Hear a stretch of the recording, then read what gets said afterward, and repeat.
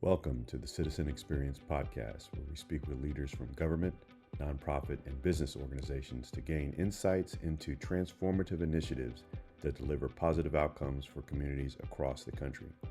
I am your host, Keith Scott, and welcome to the conversation. Welcome to the Citizen Experience Podcast. It is my pleasure to introduce someone I've known for 3.5 decades, I guess maybe more. I'm almost four, right? Four Yeah. decades and grew up with him. And business partner, Adrian Atkinson. Welcome to the Citizen Experience Podcast. Oh, all right. Glad to be here. Excellent, excellent. So, for our viewers out there, we had conversations about starting a company, yeah, about 2012, Years ago. years ago, something like that. And so here we are. We have KL Scott and Associates. We've been able to do some very good things for a lot of different clients, and hmm part of that when we were discussing that is okay, we want to make sure that we're successful in business and have that success parlay itself into doing philanthropic efforts. So for a viewing audience, you are three things: chief people operator, chief people officer, chief operating officer, and you're also leading public sector consulting. And I've just asked you to lead our philanthropic efforts as an organization. So let's kind of unpack that before everybody thinks I'm a horrible boss. Um, but No, but so it, yeah, it's all part of the vision. It's it's all part of the part of the vision, right? It's vision. part of the vision. All part of the vision. Yeah, Yeah. Like I said, I mean, it has been challenging but great. We did not go into this thinking that it was going to be easy, right, right? right. I mean, we really we started in one direction, and then we had to pivot. And so after we Mhm. pivoted, we started making some traction and some progress. COVID hit, and then we had to pivot again. And Again, yeah, so, but just staying true to the vision, right? Exactly what you mentioned earlier. Really about us building a company that can allow us to do the things that we love to do, but then also to be able to give back. right. So part of just our strategic plan really is to be successful enough, right, to begin to do more Hmm. in our philanthropic endeavors, and then do even better, right? Right, So you right. get to those stages about how you do this, what are you going to do, Yeah. and then okay, how do you take it to that next level? So and I Even think bring people along, right? Bring yeah, people along, right? exactly. Yeah, And yeah, and that's the whole part about, the people officer part, right? How do right, you bring people along when we're looking at hiring people, people talk about fit and culture and things of that nature, right. right? And one of the things that I always say in every interview that we do is that we're looking for people to bring their authentic self Hmm. to this endeavor, right? And what does Because that mean? What does that mean? So a lot of folks hear that, right? What does that really mean? Well, let's really peel the onion back and say, let's dig into that. right? So again, I can give you my perspective, Okay. and everybody's going to have a different perspective. But one, well, let me say it like this: bringing your authentic self to work, to your environment, and to any engagement Hmm. is about being who you are. Right? Hmm. You have a set of values. Hmm. You have a set of standards Hmm. that you personally have. And then a lot of us make some adjustments when we go into the business world and Right. into our jobs, whatever. We talk about the mask, we talk about, acting one way and doing all of Sure. that stuff, right? When Sure. you get into a work environment. And what we ask you to do is just be professional, right? Right. You can be professional and who you are, still hold your values true to what you're doing. And one of the examples that I would give is that, we have folks that are different from us, right? Hmm. Hmm. Nationalities, ethnicities, and we don't want to stifle that, right? Right. Because you've heard people say, "Well, I don't see color," and I don't. No, that's your individuality. That's your Yeah. uniqueness, Yeah. right? That's your Yeah. lived experience, and Right. that's what you're bringing to work. So we Yep. want all of that coming into our company. But I always take a step back and say, yes, you can be who you are and be authentic, but you need to be professional and you need to Right. be respectful.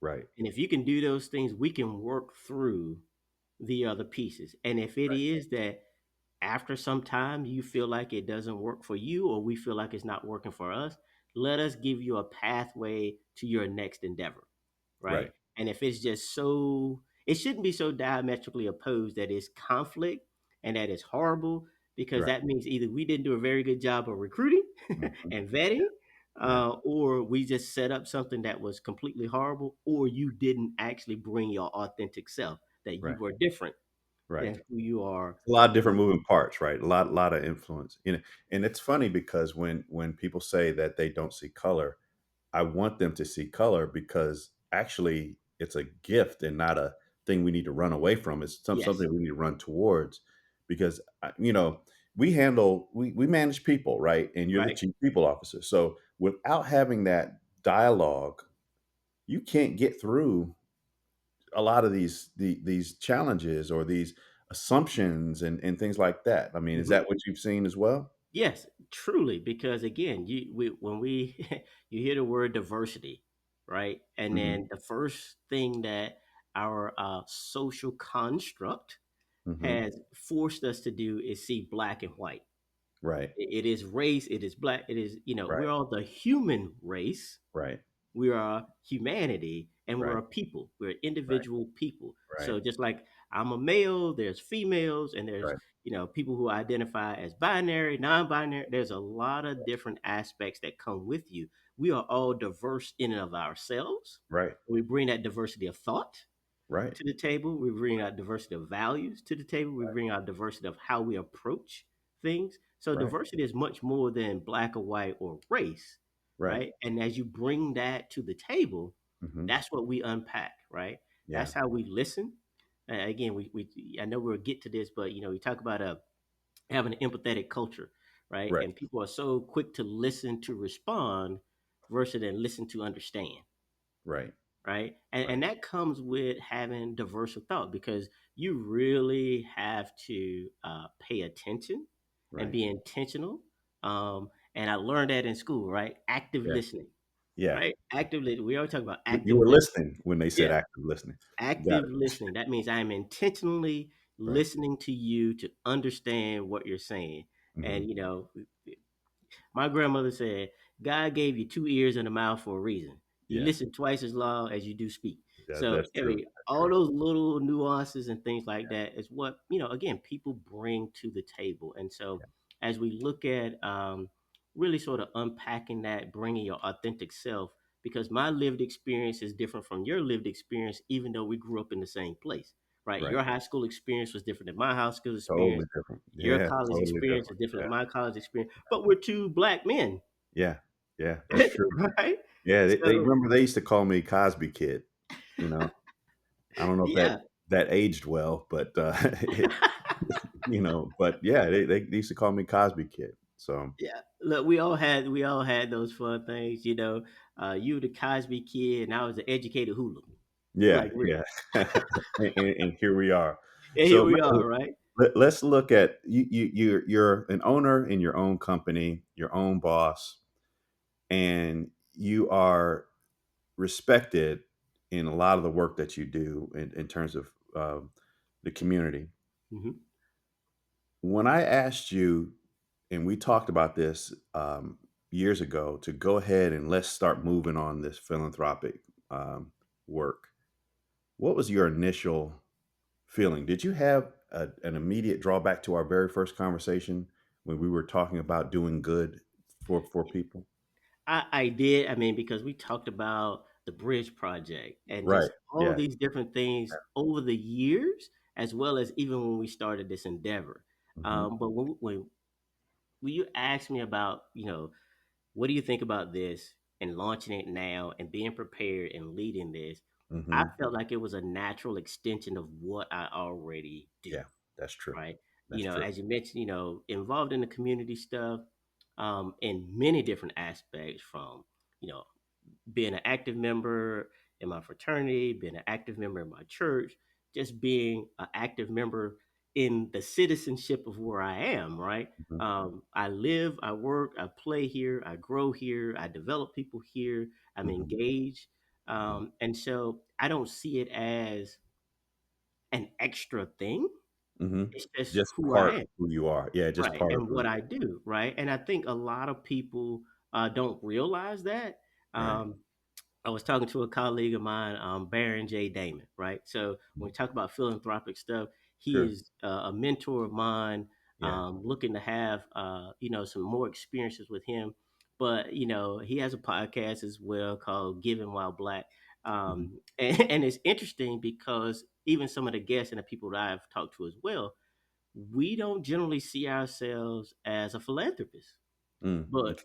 we give of our time, we give of our talent, we Mhm. give of our finances, Mhm. whether we're helping someone by getting them groceries, whether we're helping with shoes or doing homeless feedings, Mhm. or really just helping your family, right? That Mhm. if my son needed something or he's away at college and you're available to go to it, that's a philanthropic endeavor, right? Mhm. But when we think about philanthropy, most people think about, I need to give somebody $100 million Yes, a to this check. Just write a organization. check. You don't You're have writing anything to checks, do it. right? Yeah, yeah, and yeah. and it can be as small as you saw a person in need, Mhm. whether it's a drink, a soda, clothes, food, and you help them. That is a Time. Yeah, philanthropic endeavor. yeah. Or, like you said, you volunteer to be a Right, proctor in the school. You right. volunteer to be a coach, in rec ball. Or look, Mhm. all of those are philanthropic things, and you just have to change the mindset of how you look at it. Mhm. And so when you ask me to do this, I mean, crazy excited because I'm like, we're at that next level. Yes, we're busy and we're doing these things, but if it's part of our DNA as a company Mhm. and who we are, then it's not additional work. It's just an Mhm. extension of what we're doing and showcasing how we do it from a business standpoint. We talk about, corporate social responsibilities. You hear the Right, taglines or what have you, but right, are you actually living out your values? And are right, you making an impact in your community with right, positive outcomes for the right, work that you're doing with them and right. for them? Because it is about coming alongside people, Mhm. coming alongside other organizations, coming alongside other businesses, Mhm. and then using your shared values, shared language to make a great impact. So let's tie the 2 together, right? So we have a you're in charge of culture in the company. Hmm.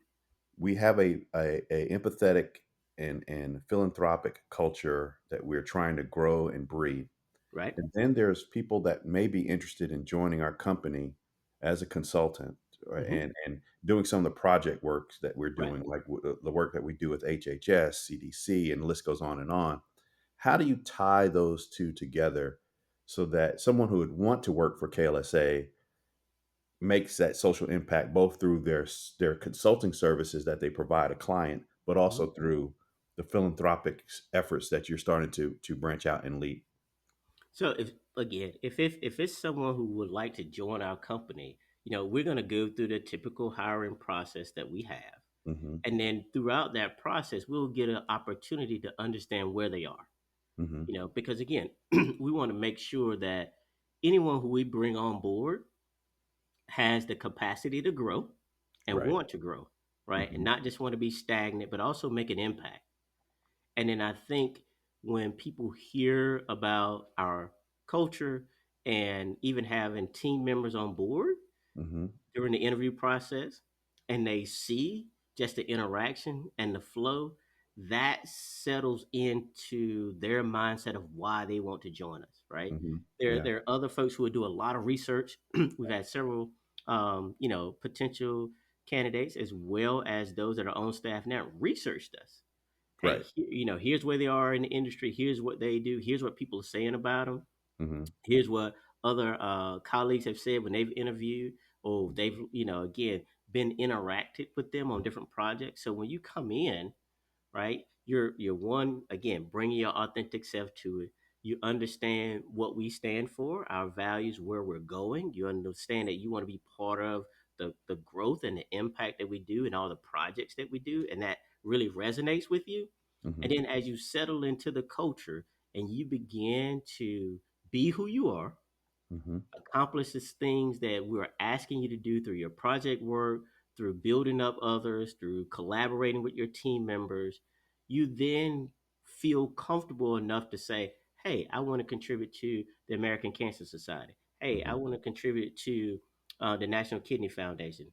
Hey, I'm a member of a board that supports the YMCA or Boys Mhm. and Girls Club of America or what Mhm. have you.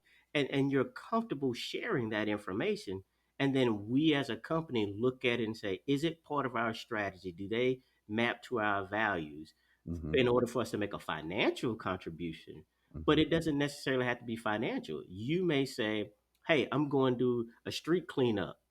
Well, Mhm. let's volunteer as a company. Let's go clean up the street, for Mhm. that Adopt a Street program. Or here in North Carolina, we do stream cleanups or river cleanups, right? Mhm. So we take a crew, we go out. It's a Saturday. There's a lot of other organizations that do that, Mhm. and so you blend all that together, right? And that's how you expand on the philanthropic idea, expand on that belief and theory.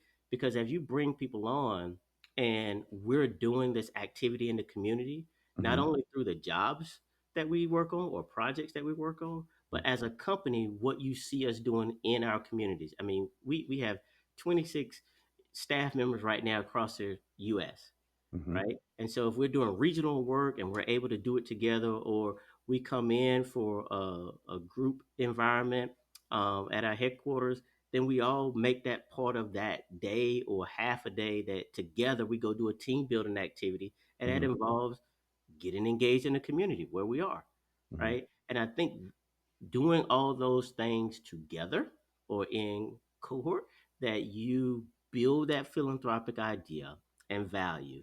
People want to do that. And then we also talk about work life balance, and it allows you to see how it can be achieved, right? Right. There are times where we're gonna be at it, we're gonna be working, and it is what it is. Yeah. But it's also time to stop and reflect too, and just give Yeah. thanks for what we've been blessed with to be able to do, Right. and then instill that in the staff and get staff buy-in, Now, right? how Because do you successfully do that in a remote?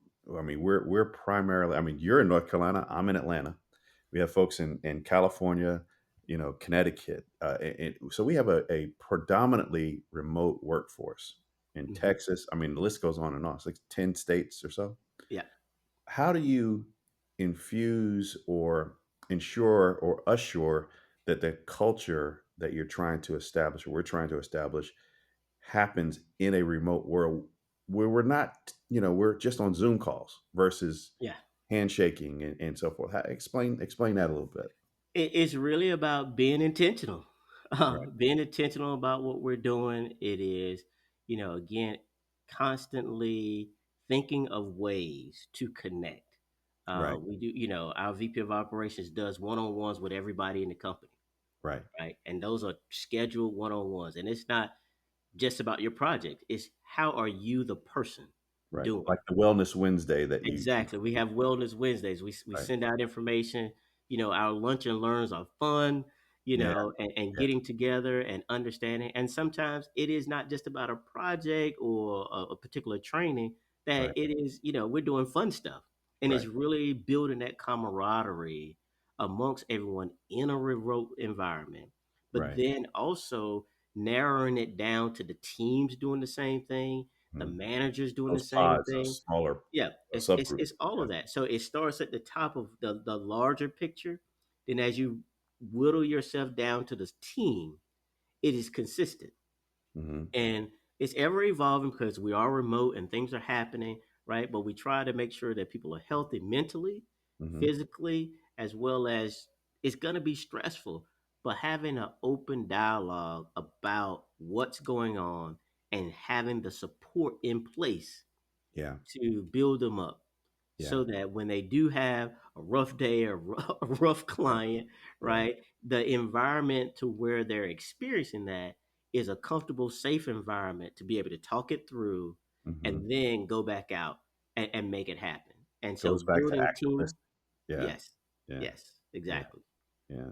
So that I mean, this is great, right? I mean, we're starting to see folks, land here, feel comfortable, being able to be their authentic self. We've grown, and we're Yes. projected to potentially grow two x by next Yes. year this time. How have you been able to stay well wellness? It's an intentional focus, Okay. and then we're not perfect, right? We're Yeah, we're, we're that's not true. perfect. Everybody will know that if they ever met me. That's true. But again, if you're human, right? There are imperfections there, and we don't have all the right answers. Right. But the thing is that we admit our mistakes and we grow from Hmm. them, right? And then we also allow staff to have that input. If it is not working for you, Hmm. why is it not working? As you know, people typically say, don't just talk about the problem. If you come to me with a problem, have a solution, Hmm. or at Yeah. least a potential solution, Right. right? Because if you Some just have a options. problem, Yeah, some options. Yeah, yeah, yeah, you just got a yeah. problem, then you just complaining. Right, Okay, help me help you, right, right? And right. then for me, again, I just try to smile as Yeah, much as possible, even through the stress, yeah. right? Of what's happening with, again, implementing new programs, implementing new software, and bringing on people in the hiring process, Mhm, but mhm. also learning from that, right? How can I do better? How can I be efficient and effective in how I'm doing it? But also, how can I delegate it? I don't Right. have to be the one Yeah. doing It is a everything. team effort, right? I mean, Yes, it's a it's a team total effort. team effort. Because if you're going to micromanage it, I mean, then why are you hiring people, Right, right? right. The one thing I remember you coming to me and I was like, "Okay, explain how you're gonna make this work." And you know where I'm going. Discretionary PTO. What does that mean? Because when you first told me, I was like, "You mean they can just leave whenever what is discretionary PTO? Anybody who's trying to join our firm, this is a good selling point Right, because I'm right. about to explain it to you. So go ahead. So the industry terminology that people hear most is unlimited PTO or unlimited personal time off, Hmm. right? So now there are some legal restrictions and things that you have to apply to your time off policy or leave policy, Hmm. right? California, for example, you have to have 5 hours of sick leave. I think is the latest There's a legislative floor. thing, Yeah, right? there's a floor. Okay. Yeah. So you have to have that. So how you designate that Hmm. to meet that compliance, and we have folks who make sure that we're in compliance with all states with regards to leave policies, but the PTO policy or discretionary PTO is that we're not doing it on an accrual basis, which is typical, right? Right. So with the benefits that we offer, PTO is one of them, Hmm. and you actually can take the time off when you come to work. So there's no wait period.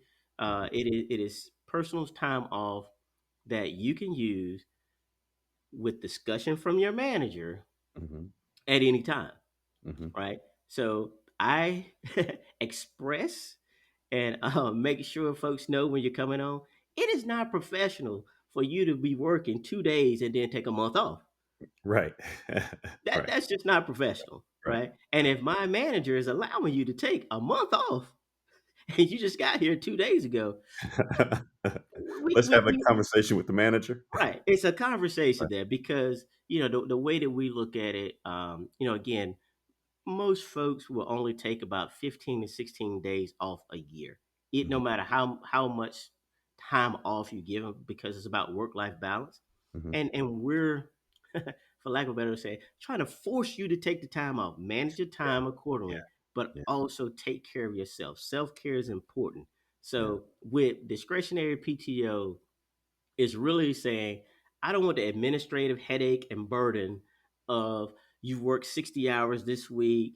Okay, you want to take 4 hours here. We got to Mhm. document all the Yeah. documentation that Yeah. typically comes with a PTO. Or if there's something that, again, comes up and you just don't have the accrued time to take off for Mhm. whatever reason that is, Mhm. that's a discussion that you have with your manager Mhm. We talk about it. And if it's going to be for an extended period of time, now you have upper level or executive engagement to say, how is this going to impact our projects where they're assigned?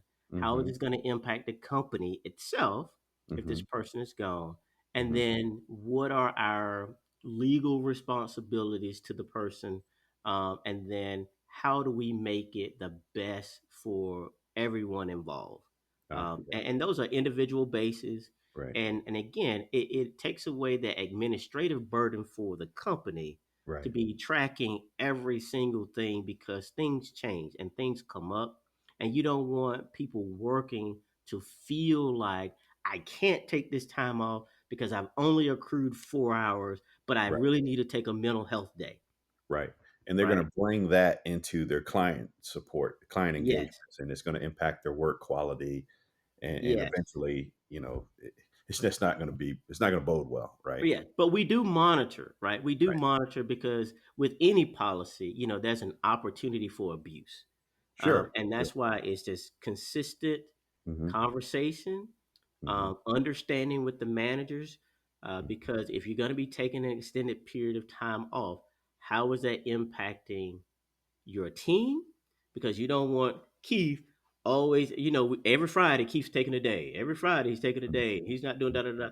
That also erodes the culture that you're building as True. well. So, and because it's putting an unnecessary burden on others, and now you got this Your tit for teammates. tat thing of, Yeah. okay, you take off, I'm gonna take this off, da da da Right. da, and then pretty soon work's not getting done, morale is in the garbage, clients are not happy, and then we're losing revenue because now we've impacted everything. Right. And we certainly don't want to point to a PTO policy around that, and then you have to sort of walk those things back. But just through the course of not only our research, but just looking at our company in general, Mhm. it's a great part of our competitive package that we give as part of our benefits. But it also allows that flexibility in a remote world, consultancy that we do, to, Mhm. to give that flexibility to allow for a better work life balance. And that fits perfectly for a consulting firm, right? Because Yeah. consulting is feast or famine. You've got large project engagements where sometimes it's going to require you to work more than 40 hours. Hmm. And then you can probably just take some time off after the project concludes, or there's some slow periods in the consulting You're right, because the administrative part of that, the management of that, is not fun, but it also does bring in a lot of undue stress. And that, it's like pores that sweat from your skin. It's going to come out Hmm. in some way, fashion. But it also So, tells us too, right, that when you establish a culture of open communication right, and understanding, again, that empathy part, right? right. Understanding what's going on, you can kind of sense some things Hmm. if you're in tune to your team, and then Hmm. you'll begin to work to balance that out, so they Hmm. don't particularly have to make that decision at the breaking point, right? Because you certainly don't want someone getting to that point, but you also don't want, just because hey, I want to go to the beach for a week, that I'm just taking time off, and what have you. But that communication between manager and direct reports is critical Hmm. to understanding that. But again, the PTO, the discretionary PTO, is exactly that. It's discretionary. It doesn't mean that you're gonna get it because you ask. Right, It could be, whittled down. If you ask for 5 days, maybe it's 3 days. right, Again, that conversation about it, right? If you right. need 15 days, okay, when do you need it? How does that look?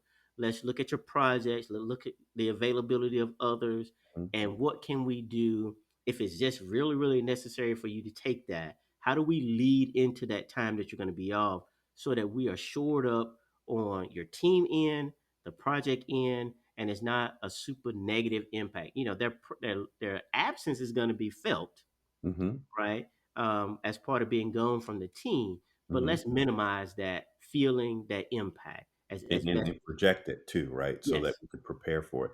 It's yes. interesting because we've had consultants work. They're working, they're billing, they're not on PTO, but they said, "You know what? I'm gonna take a trip to South America and just work from there for a week." And we saw no drop off. They were working on Eastern Standard Time, Hmm. wherever they were, but we saw no drop off really. I found that to be fascinating and another kind of But it starts with communication, right? If I right, know you're gonna be in South America, right? right, And I know that there's gonna be time differences and understanding like that, but you're still gonna be right, able to work. right, Okay, how do we mitigate that if your internet is not working? right, right, How do you set things up in right, advance that if you do have some sort of downtime or what have you, or God forbid that there's some political uprising where you win, or a natural disaster or something that mhm, causes some things there. Hopefully you wouldn't be traveling during right, those right, seasons and times, but right, you just never know. And so, you just try to plan accordingly, knowing that that person may or may not be available. What will be the impact? Who will be the backup? And don't assign critical tasks to this person while they're in that extended trip phase or what have you. right, And that way you don't lose momentum for the right. project as well as for the team. So, if I were to come and ask you a question about why would anyone want to work for our company at Kale Scott and Associates, Mhm. what would you say? Okay, I could give you a biased opinion, but the corporate, no, Let's start with the really, biased opinion. the biased opinion is we're the greatest company out here working and doing great work for the business that we're in. Right? Mhm. You could go to the larger firms, and I won't say names, No free but again, advertising. Yeah, leave them yeah, alone. yeah, just leave them alone. I mean, again, I would say because we're simply put, we're about relationships. We're about building those relationships. So our interactions with folks are relational and not transactional. Right. Exactly. That Exactly. that that's a simple way to put it.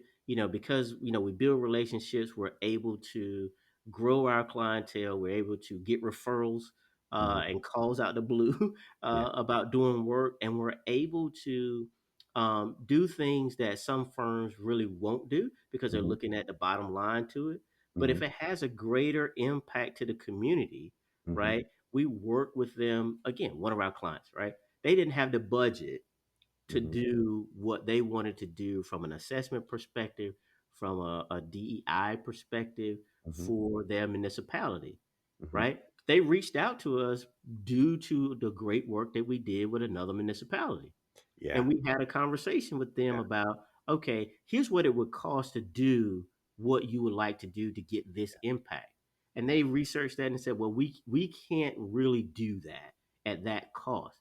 So we like, okay, We stripped it down. yeah, Yeah. stripped Yeah. it down. Here's alternatives. And then also here's recommendations that will help you once we're gone Mhm. to build out. And if you see the progress, the outcomes that you're looking for, then you have an opportunity to either continue on in that Mhm. fashion Mhm. or have a budget item to have us come back for advisory services that Mhm. may not be as in depth, but to Mhm. give you a fresh perspective of it, do a reassessment, Yeah. and then show impact and deliverable.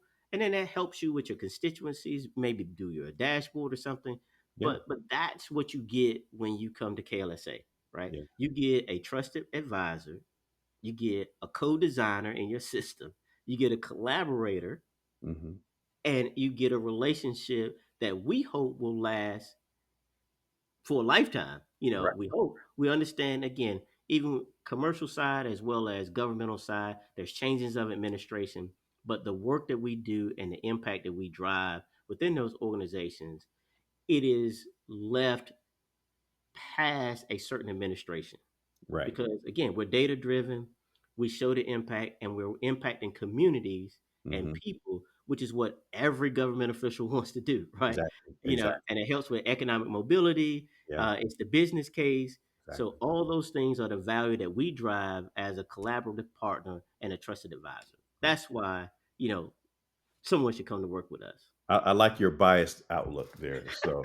So one of the things that kind of coming out, going back to KLSA Gives, you've been able to now foster a relationship with Men Wear Pink, right? Yes.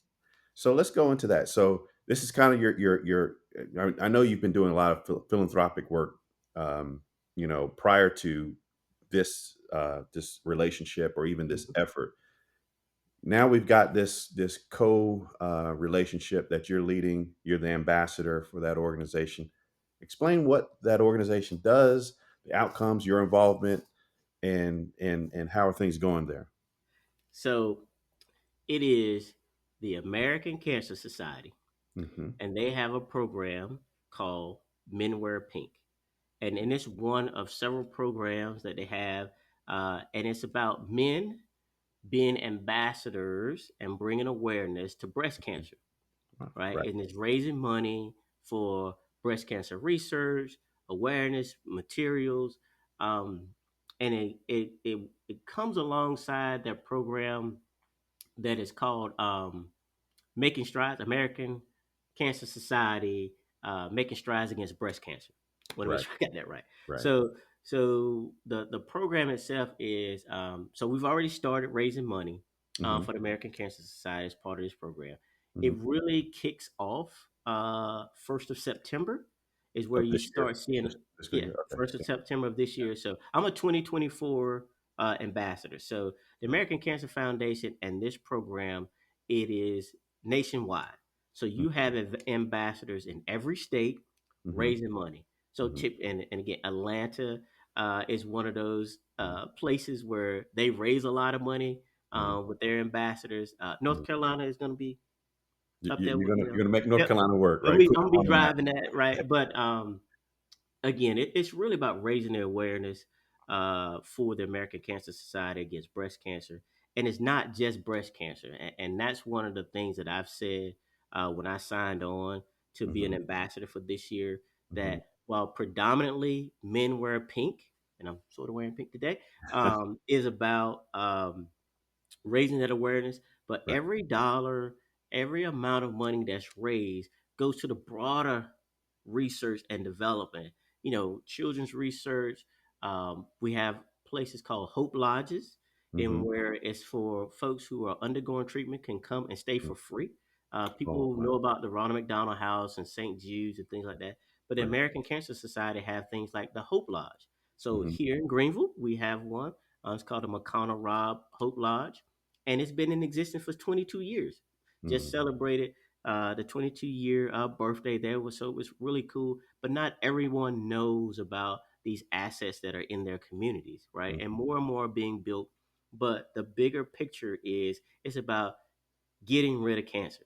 How Hmm. can we eradicate this disease, this thing that, when people hear about it, big C, right? Yeah. Yeah. Hey, I'm a 4-year survivor, right? Exactly. I And understand. so you have other things like, Relay for Life happens, other cancer surviving things and programs that are out there. All this is for the greater good. So this is just one aspect of the greater good. So my campaign slogan that I get out and I talk to people about to bring awareness, I start with the awareness first, because if you don't know about it, you're not educated Yeah. about it. Sure. Me asking you for money is irrelevant. You're not going to do that. That's not what you do. So Right. it's about bringing the awareness. And then once that awareness happens, I talk to you about it's not an either or proposition. Hmm. Okay. It's not either or. I'm not asking you to either give to the Kidney Foundation or the American Cancer Society. I'm not Hmm. asking you to either give to autism or the Hmm. American Cancer Society. I'm Got saying yes and, Yes. right? It's Yes. a yes and proposition. Right. Yes, you could do exactly what you've been doing, Mhm. which is give to those organizations. And you can consider the American Cancer Society, Mhm. right? And Mhm. if your budget is like, okay, I know each year I'm going to give $7,000, $10,000 to nonprofit organizations that are near and dear to me for whatever reason, right? Mhm. I Mhm. talk to you about how do you spread that dollar amount across all those Across. Right. organizations and Right. not just be financial with them, but also your volunteerism, your Yeah. activism, right? Advocating for them and Yeah. bringing awareness to them, which also helps bring more funds to them. Right. Because the more people know about it, and find it interesting and it Mhm. resonates with them, the more funding is available, right? And I Right. also talk to people about it doesn't have to be a one time gift. While those are great, a sustainable gift, maybe it's $10 a month, Mhm. maybe it's $100 a month. Mhm. That goes a long way for any nonprofit. Mhm. right? I'm Mhm. speaking particularly about the American Cancer Society and Men Wear Pink, but it goes a long ways with any nonprofit organization that you feel meets your values, align with where you are, and that Mhm. resonates with you. And that's part of what KLSA Gives Mhm. is. We're Mhm. identifying organizations that fit our values and impact the community. Again, I can tell you, me personally, Mhm. I have several organizations. I sit on the board Mhm. of two or three nonprofits right now. I think I'm about to roll off one. So, but again, it's about those things that are near and dear to me. You know, you mentioned you're a survivor, right? Mhm. My Mhm. aunt's survivor. She just rang the bell, a few months ago. But I Mhm. also had a really good friend pass away at the age of 32 from cancer, Yeah. right? Both my parents are kidney transplants recipient. Not only are both my parents, my mom's twin sister, my dad's brother. Yeah. you know, that kidney, the National Kidney Foundation, again, near and dear to me, just like the American Cancer Society. Autism, same thing, Yeah. right? Have a friend who has a son that is autistic. Our Yeah. friend William, Yeah. his son was on the spectrum Yeah. for autism, right? So those things help him bring awareness Yeah. to it. I do environmental stuff, and Right. I have a list every year of here's who I interact with, here's who I give to. I have a set dollar amount that I've Mhm. already put aside that's going to go to philanthropic stuff, Mhm. but that's just one aspect of giving, which Mhm. is again what KLSA Gives is all about. We have staff that are volunteering for Mhm. organizations that are near and dear to them. And if Mhm. we're in the area, guess what we do? We Yeah. partner with that staff person. We go there, we Yeah. volunteer. Yeah. If we're going to have a group in the region, we Yeah. try to schedule something to be part of what they're doing in the region. Again, it's those, as they say it in healthcare, it's And rapid. monetarily support, That's right, and monetarily monetarily support. Yeah. support that. So whatever we can do that makes sense for Mhm. us, whether it is monetary, whether it is human power, Mhm. if it's advocacy, Mhm. advertising, it's all about the awareness. Yeah. Once you get the awareness out there, I always say the finances are gonna come. I agree. I agree. Well, look, we could talk about this all day. We work together every day, Yeah, so everyone, you're kind of getting a glimpse of what a strategy session between the both of us looks like. yeah, But Adrian, thank you so much for your time. Thank you for leading something that's near and dear to me. I know it's near and dear to you. Is KLSA Gives. I'm yes, excited about where you're going to take that in the future, and nothing is more fulfilling than seeing our us creating a conduit to make an hmm, impact on society, because we're blessed. We've had a lot of fortune in our lives, yeah, and we want to help others who have not had that, right? yeah. And if you're out there looking for a great place to land for and join, build your career that's actually making a social difference, this is the company for you. So, Yep. Adrian, how can folks get in contact with you, and how can they learn a little bit more about some of the philanthropic efforts that you've got going on? Well, before we go there, I just want to thank you for not only having me on and Mhm. having this conversation, but again, just establishing the vision. Mhm. When we talked about this, you say, "Here's my vision of what I'm looking at," and then we came together, right? Mhm. And Mhm. it was about us having a very similar vision about what we wanted to do, Mhm.